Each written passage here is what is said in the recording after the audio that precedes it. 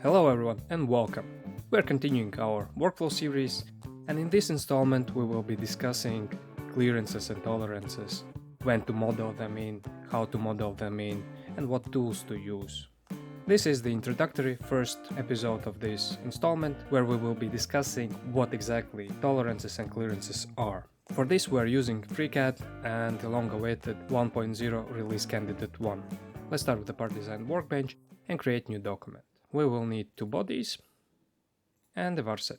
If you would like to know more about variable sets and designing for FreeCAD reliability, click on the video on top. So we will need three variables. Let's call them outer diameter and let's set it for 50 millimeters. Click OK. Inner diameter, let's set it for 25 millimeters, and let's say height, let's set it 30 millimeters. Click OK and close the body, hit F5, select the first body, rename it to outer body, and let's rename the second one to the inner. Then we will create a sketch, select the top XY plane and draw two circles.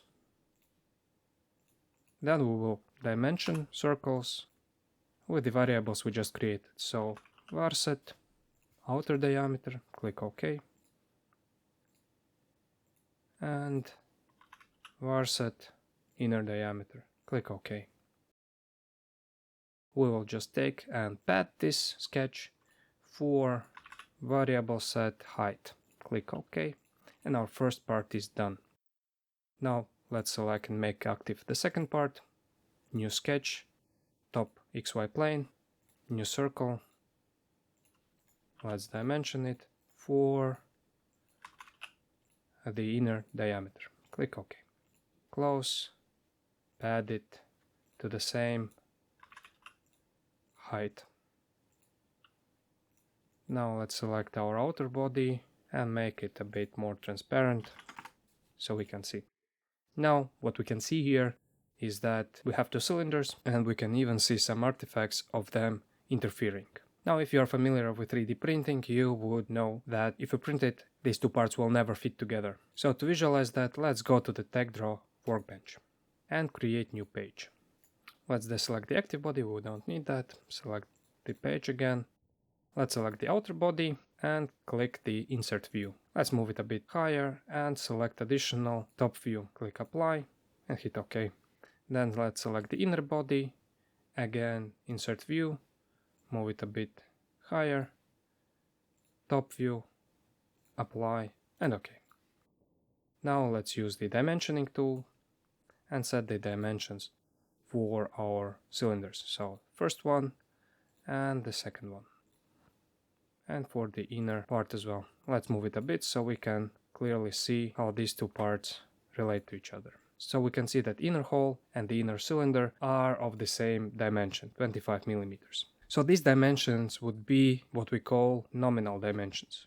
Nominal dimensions are dimensions that represent the perfect size of our models, and they don't take into account any manufacturing limitations. So these are the ideal theoretical dimensions for our parts. But when manufacturing those, they cannot stay this way. So for parts to fit together, we need to model in some clearances. And what are the clearances? Basically, the clearance is the space between the parts, and we can make it smaller or larger based on the fit we desire. So let's do just that. Let's go to our VarSet and add new variable, and let's call it clearance. And let's set it 0.2 millimeters. Let's go to our outer body, set active body, select our sketch. We want our hole to be a bit bigger, so we will add the clearance we just created.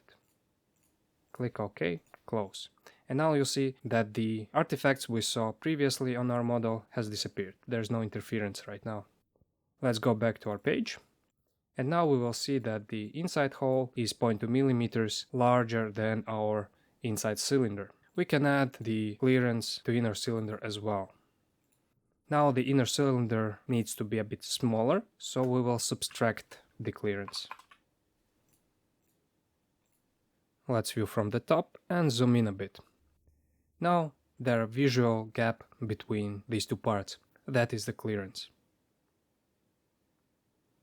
And get back to our page. So now you see that the clearance between these two parts is 0.4 millimeters. Now, but you always hear that there's a tolerance for the parts and tolerance for the 3D printer. So what is the tolerance then? So the tolerance is the deviation between the nominal desired dimension and the actually produced part. In the TechDraw, we can set the desired tolerances by telling the operator of the machinery to create this part that for the part to be acceptable, we need the inner diameter to be 25.2 millimeters with allowed tolerance of, let's say, 0.02 millimeters. And now when we get our part back, we will measure our inside hole diameter and check if it's within this tolerance. So it can be smaller than 25.2 millimeters by 0.02 millimeters or bigger. Same can be done for the inside cylinder. And let's say here we will allow a bit higher tolerance and let's set 0.05. So the tolerances are the allowed deviations from our requested part size, and the clearances are designed into the and now are the part of the design itself that will have a direct impact of the path for the tooling, be it CNC machine or the 3D printer in our case. Those clearances are subject to change. If your printer has a sloppier tolerances, then you will increase clearance, and if your printer is of the high precision, you will decrease those clearances. And you can play with these clearances based on the fit that you desire. So let's reiterate.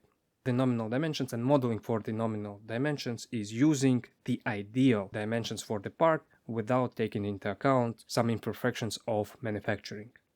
Clearances are an intentional space between parts, taking into account the manufacturing process to make parts fit or move freely based on the design. And the tolerances are the allowed deviation from the desired size that includes clearances already. So in the next videos we will discuss how to design these clearances in our parts for 3D printing, when we do that, and what different packages offer to make life easier. Thank you for watching, I hope you liked it. Now I would like to hear from you. What are your techniques of applying clearances to your parts?